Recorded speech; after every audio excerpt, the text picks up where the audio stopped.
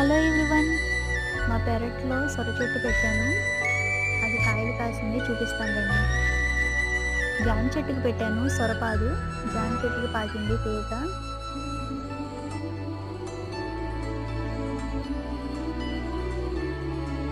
Thanks for watching. Please subscribe my channel.